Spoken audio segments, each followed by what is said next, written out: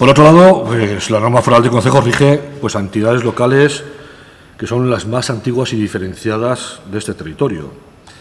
Y es una norma, la norma foral de concejos, que tiene una importancia vital en el entramado local alavés.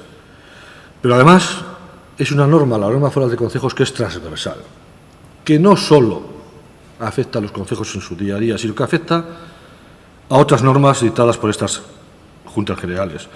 Y la modificación de la norma foral de concejos, cuando se haga, estoy convencido que va a llevar a la modificación en cascada de otras normas forales, como será la norma foral de montes, como será la norma foral de cuadrillas, como será la norma foral de Hacienda y tal vez alguna otra, ¿no?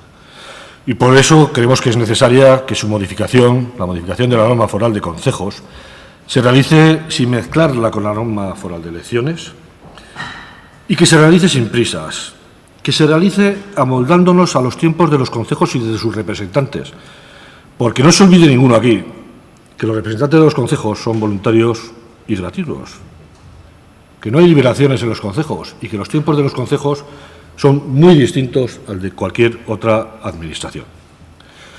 Tenemos que llegar al máximo consenso posible de los grupos de esta Cámara, con el visto bueno de los concejos alaveses, y creemos que no se puede modificar la norma foral de concejos con una ajustada mayoría de procuradoras y procuradores, porque sería un fracaso para el territorio.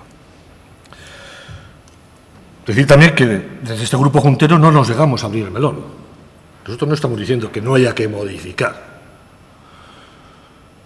Somos conscientes de que los tiempos cambian y que las dos normas citadas se aprobaron hace muchos años, pues la de elecciones en 1984 y la de concejos en 1995. Que posiblemente hay aspectos de las mismas que es necesario actualizar y modificar. Y nosotros estamos dispuestos a entrar en una discusión, en un estudio y en una negociación de la modificación de ambas normas, pero de ambas normas por separado. Nada tienen que ver entre ellas y creemos que no hay por qué mezclarlas, no es necesario. No tiene nada de positivo mezclar las dos normas y sí puede traer interferencias innecesarias.